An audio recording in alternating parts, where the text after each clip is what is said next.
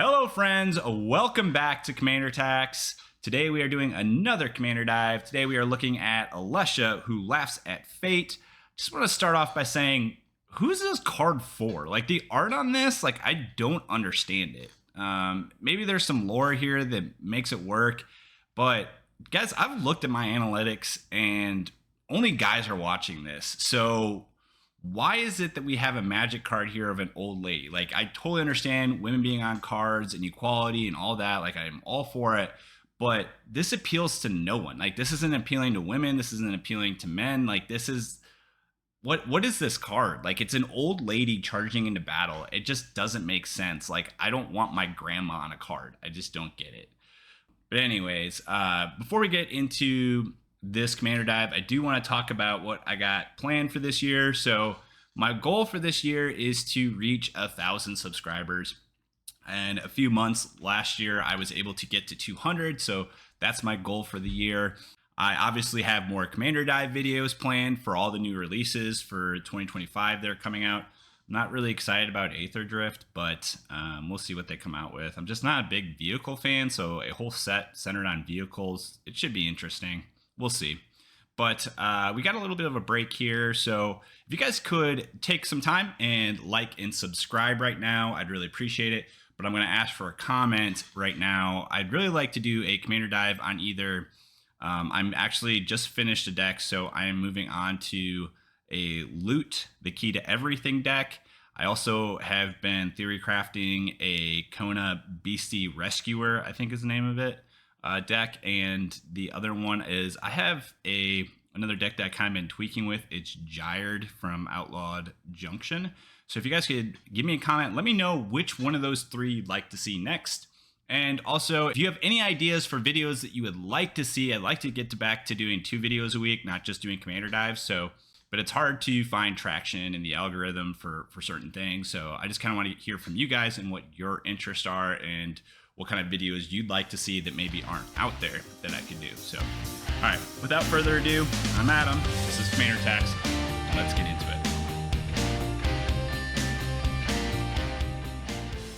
Alesha, who laughs at fate, is a 1 black red. This is a Rakdos commander, human warrior, 2/2. First strike, when Alesha attacks, put a 1/1 counter on it. So every time you attack, it's going to get a little bit bigger.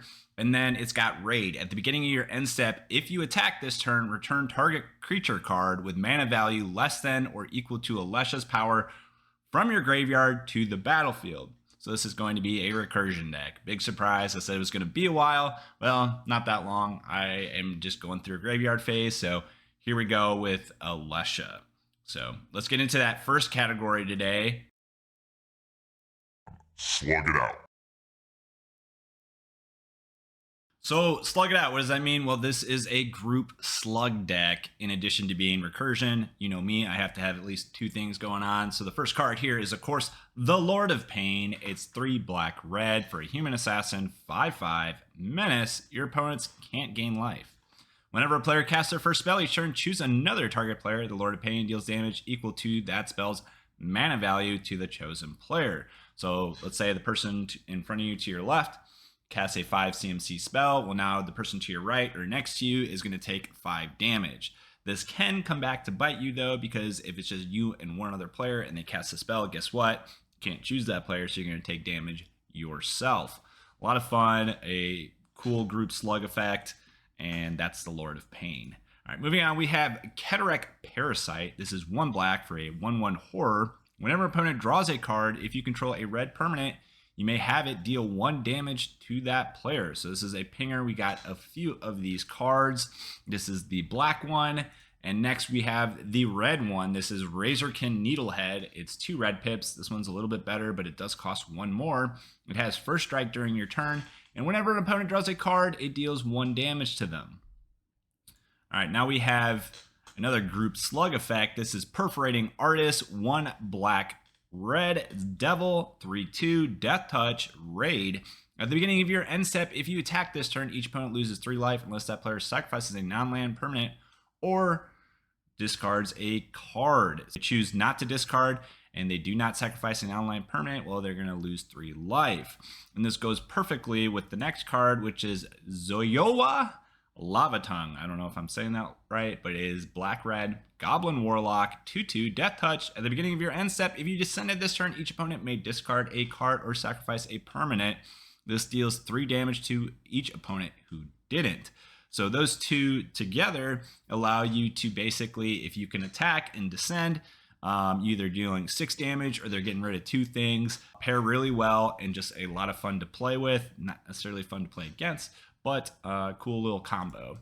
All right, now we have another pinger. This is Scrawling Crawler. It's a 3-cost colorless artifact creature, 3/2 Phyrexian Construct. At the beginning of your upkeep, each player draws a card. Oh, it's Group Hug. Oh no, it's Group Slug. Whenever an opponent draws a card, that player loses 1 life. So if you have this, Cataract and Razorkin, guess what? They're taking 3 damage at the beginning of your turn each turn. However, if they're on their turn, they're still taking damage from this, and just a great ping effect. There's a couple wheels in this, but it is not a wheel deck. I think there's, one card we'll talk about later. I won't spoil it for you. And that's it for the slug portion. Let's go ahead and move on to Pump It Up. So you could start by swinging on turn 4 with Alesha. Maybe if you have some ramp, you get her turn 3. Start swinging in, getting counters, being able to bring small stuff back. But what happens when she gets removed? And what fun is that? So here are a bunch of pump spells to basically boost up her power so that at the end of turn, you get to bring back something really big and something really cool. So first up, we have Criminal Past. So this is a background from Baldur's Gate. It's 2 and a black. Legendary enchantment. Commander creatures you own have menace, and this creature gets +X/+O, where X is the number of creature cards in your graveyard. So we're going to have some self-mill to make sure that we have at least a few creatures in our graveyard so that when she swings in, she has attack of at least 5. So it gives us 5 CMC to bring back. And this is going to be a really good card. It's an all-star card in this deck. Moving on, we have an older card. This is Tenza Godo's Maul. 3 colorless. Legendary artifact equipment. The equipped creature gets +1/+1 as long as it's legendary. It gets an additional +2/+2 as long as it's red. It has trample. So because she's red and black, she's going to get +3/+3, and she's legendary, and trample. And this only has an equip cost of 1, so this is a really good card in this deck. Moving on, we have another favorite of mine. This is Chainsaw from Duskmourn. It's 1 and a red for an equipment artifact. When Chainsaw enters, it deals 3 damage up to 1 target creature, so it's got a little bit of removal. Whenever 1 or more creatures die, put a rev counter on Chainsaw. Equipped creature gets +X/+O, where X is the number of rev counters on Chainsaw. Equip 3. So you can put this on Alesha, and immediately she can get +1/+O. But over time, this is really going to build up those rev counters, and you're going to be swinging in with a massive Alesha, bringing some really big stuff out of your graveyard. All right, now we have Unleash Fury, 1 and a red for an instant, double the power of target creature until end of turn. So let's say you have +4, and then you play this. Now she's +8. Now you're getting that really big creature out of your graveyard. Now we have Lunar Frenzy. This is X and a red for an instant. Target creature you control gets +X/+O and gains first strike and trample until end of turn. So what's really good about this is that you get to decide how big of a creature you want to get out of your graveyard. So you can pump this up for a lot or a little, and it's going to be really good for that effect. So you're going to be able to choose what you get. All right, now we have Bloodsworn Steward. This is an awesome card. 2 and 2 red pips for Vampire Knight. 4/4 flying. Commander creatures you control get +2/+2 and have haste. So the first turn you play Alesha, if you have this out first, she's going to be able to swing in right away and get you something back from your graveyard. So you're going to get at least 1 creature. You're going to get that bonus, that first turn, because she may just get removed right away. That's the end of Pump It Up. Let's now take a look at Mill.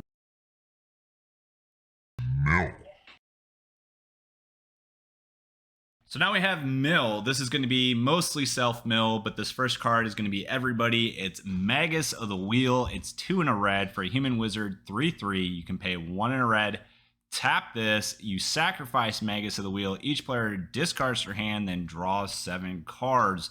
So this is a wheel effect that is going to allow us to get a bunch of ping damage in and also cycle a bunch of stuff into our graveyard for recursion purposes. Moving on, we have Dread Summons. This is X black black for a sorcery. Each player mills X cards. For each creature card put into a graveyard this way, create a tapped 2/2 black zombie creature token. So this accomplishes 2 things. This gives us some tokens, and it's going to mill us and everybody to put some creatures into the graveyard for, again, recursion purposes. All right, now we have this. I love this card. This is so perfect for this deck. It's Grave Strength. It's 1 black for a sorcery. Choose target creature. You mill 3 cards, then you put a 1/1 counter on that creature for each creature card in your graveyard.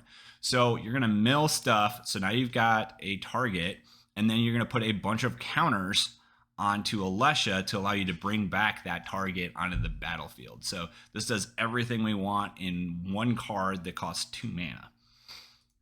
All right, now we have another new favorite of mine. This is Ripples of Undeath. It's 1 and a black for an enchantment. At the beginning of your pre-combat main phase, mill 3 cards. So beginning of your turn, you're going to mill 3.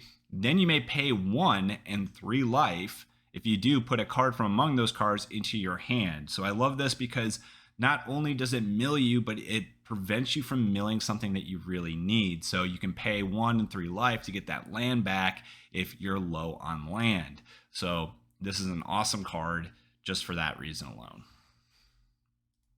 All right, now we have a card I haven't really ever talked about. It's one I've always had on my radar, but this is a really cool one. It's Doom Whisperer, 3 and 2 blacks for a Nightmare Demon, 6/6, flying trample, so frample. Pay 2 life, surveil 2. So being able to surveil multiple times with this guy is a really cool effect because it allows you to basically get as much as you want with the life that you have into your graveyard so that you can then bring stuff back with Alesha. Just a really banger of a card. That's the end of our mill category. Let's now take a look at counters. So pumping up Alesha is great, but that's a temporary effect. We also want to be able to throw some counters on her so that basically you have a permanent effect. And then when you swing in, she doesn't just have that 2 toughness. She actually has some staying power with the additional counter. So first card here is Gev, Scaled Scorch. This is black-red Lizard Mercenary, 3/2, ward, pay 2 life. Other creatures you control enter with an additional +1/+1 counter on them for each opponent who lost life this turn. So if you can swing in and do damage to 2 people, she'll come in with an additional +2/+2. Really, if you can just have her come in with a +1/+1, it's good. Whenever you cast a lizard spell, Gev's Scaled Scorch deals 1 damage to target opponent. So I don't think we have very many lizards in here, but just a 3/2 for 2 that gives us extra counters is good enough. Moving on, now we have Ordeal of Perforos. This is an aura, 1 and a red enchant creature. Whenever enchant creature attacks, put a 1/1 counter on it. So whenever Alesha attacks, she gets a 1/1 counter. So this is going to be +2/+2. Then if it has 3 or more counters on it, you sacrifice this aura. When you sacrifice this aura, it deals 3 damage to any target. So it's going to allow us to get at least a couple counters and then basically deal 3 damage. So similar to Chainsaw, except that it doesn't keep building, but still just overall a decent little card. Next up, we have Drana, Liberator of Malakir, 1 and 2 black pips for Vampire Ally, 2/3, flying, first strike. So this is just a good body. Whenever Drana deals damage, combat damage to a player, put a 1/1 counter on each attacking creature you control. So if you're attacking with Alesha, you're going to get a counter for that, and then you're going to get a counter if you're attacking with Drana as well. So you get 2 counters. Again, a good way to build up your Alesha to get some big stuff out of your graveyard. All right, next up we have Inti, Sinestral of the Sun. 1 and a red, legendary creature, human knight. Whenever you attack, you may discard a card. I don't like that part for this deck, but the effect is still really good. When you do, you put a 1/1 counter on target attacking creature. It gains trample until end of turn. Whenever you discard one or more cards, exile the top card of your library. You may play that card until your next end step. So a little bit of impulse card draw. Just got to think of this as faithless looting. Granted, it's not as good, but that's a great way to get some counters on Alesha. And a great way to get some stuff into your graveyard too. So I guess it's not terrible. Discarding could be a lot worse. So yeah. Next up we have Thundering Raiju, 2/2 red pips. Love the art on this card. It's a spirit 3/3 with haste. When Thundering Raiju attacks, put a 1/1 counter on target creature you control. Then Thundering Raiju deals X damage to each opponent, where X is the number of modified creatures you control other than Thundering Raiju. So really, you could just be doing 1 damage, or if you can spread out those counters, maybe Alesha is plenty big, you don't have enough stuff in your graveyard, whatever the reason, right? So you just put counters across your board, and then you're going to deal even more damage. This isn't a great commander card normally, but because of the counter theme that we have going on here, and there's not a lot of counter cards in red and black, so this one fits in there quite nicely. That's the end of our counter cards. Let's look at Payoffs. Payoffs, right? So what's the point of having a graveyard deck if you don't have some giant beater monster creatures to cheat out of your graveyard, right? So first one up here is Bladewing, Deathless Tyrant, 5, a black and a red for a dragon skeleton. Love the art, love the name. 6/6 flying haste. Love the card. Whenever it deals combat damage to a player or planeswalker, for each creature card in your graveyard, create a 2/2 black zombie knight creature token with menace. So basically, you're going to get at least 3 probably on this. If you put a little bit more mill into your version of this deck, you could hit for a little bit more. But just have flying haste 6/6. Like, that's really awesome. And then it creates tokens. This card is just bonkers once you cheat it out of the graveyard. All right, moving on. Now we have Karavek the Merciless. This is 5, a black and a red for a human shaman, 5/4. And I love this card because it pairs really well with Lord of Pain. It says, whenever an opponent casts a spell, it deals damage equal to that spell's mana value to any target. So basically with Lord of Pain, when they cast the spell, well, now you do damage to somebody else. Karavek then deals damage directly to them. So it really balances out the Lord of Pain, and really love this card for this deck. All right, now we have the Balrog of Moria. It's 4, 2 black pips, and a red pip for an Avatar Demon. I really actually didn't know about this card. I really love this card. I think I'm going to put it in my treasure deck, and you'll see why here in a second. Trample Haste. When it dies, you may exile it. When you do, for each opponent, exile up to 1 target creature that player controls. So basically, you're going to be using this to swing in and cheat out. If they remove this, well, now you get to remove something of theirs. So really good way to deter them from removing it, but also allowing you to swing in and do lots of damage. So really good creature for that. And then it has cycling, 3 in a red. When you cycle this, you create 2 treasure tokens. So that's what's really great about this, is that you can cycle it just to get the treasures, get into your graveyard, to allow you then to cheat it out. All right, now we have a really cruel card. This is Archon of Cruelty. See what I did there? 6 and 2 black pips for an Archon 6/6 flying. When it enters or attacks, target opponent sacrifices a creature or planeswalker, discards a card, and loses 3 life. I love this because it really pairs well with your Perforating Artist and your Lava Tongue. You draw a card and you gain 3 life. So in addition to doing those things, you get to draw a card and you get 3 life back. So I really love this card for this deck, and that's Archon of Cruelty. Moving on, now we have Rakdos, Patron of Chaos, 4 black, red. I love this for its card draw engine. It's a demon 6/6, flying trample, so it's got a big body on it. At the beginning of your end step, target opponent may sacrifice 2 non-land, non-token permanents. If they don't, you draw 2 cards. So there's a chance that they basically sacrifice some stuff, but that's really good for you either way. So either they're sacrificing stuff or you're drawing cards. You know, both sides of the coin here are great, and just a fun card in general. I love this card. Put it in most Rakdos decks. That's the end of the payoffs. Let's now move on to Everything else. the everything else category. If you've been watching my videos, you know this is all the cards that didn't fit into a category, or cards additionally that I wanted to feature. So first up, we have Surge to Victory. This is 4 and 2 red pips. Exile target instant or sorcery card from your graveyard. Creatures you control get +X/+O until in a turn where X is that card's mana value. Whenever a creature you control deals combat damage to a player this turn, copy the exiled card. You may cast the copy without paying its mana cost. So we're going to look right into the next card, which is Astarion's Thirst. So you could exile Astarion's Thirst. It's 3 and a black pip. So Search of Victory is going to give you +4/+O. And this reads you can cast it for free. So this will be exile target creature. So you can exile a creature on the board. And then you put X +1/+1 counters on your commander creature, where X is the power of the creature exiled this way. So you're going to play Search of Victory. You're going to exile Astarion's Thirst, which then allows you to exile a creature and put a bunch of counters and also put a +X/+O of 4 onto Alesha. Like, the combo here is crazy. I love the combination of these cards. Search of Victory is an awesome card, but here's just a really cool combo, and one, like I said, I really wanted to feature here. So that is Astarion's Thirst and Search to Victory.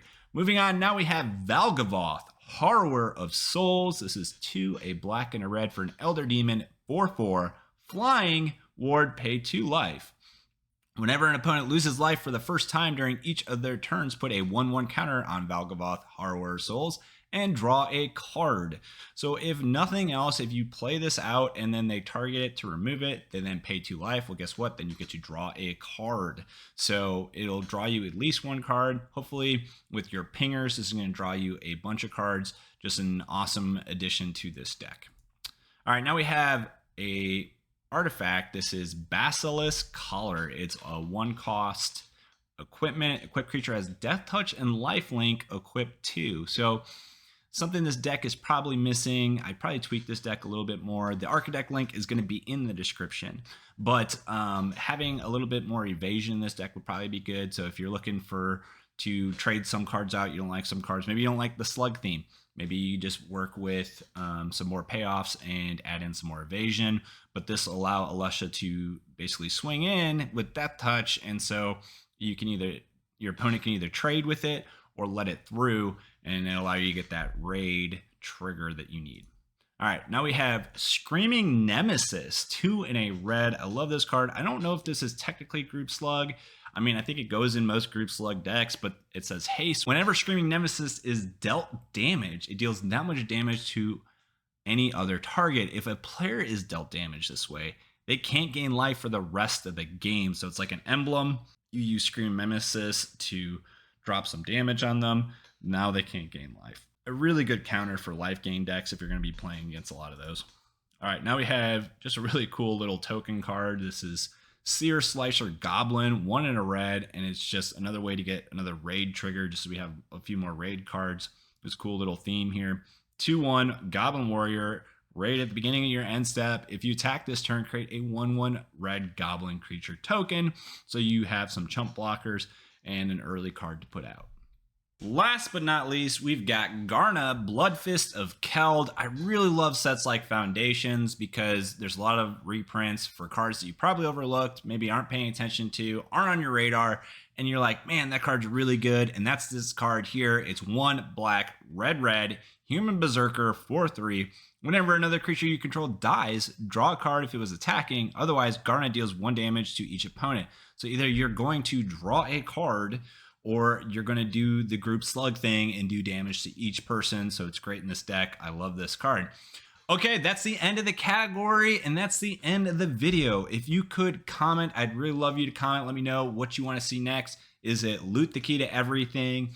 Is it Kona Rescue Beastie? Or is it Gyred Mirror of the Wilds? Put your comment down below. Let me know what you want to see. And again, like and subscribe. You get me on my way to 1,000 subscribers, and I appreciate you taking the time to check this video out, and I'll catch you in the next one.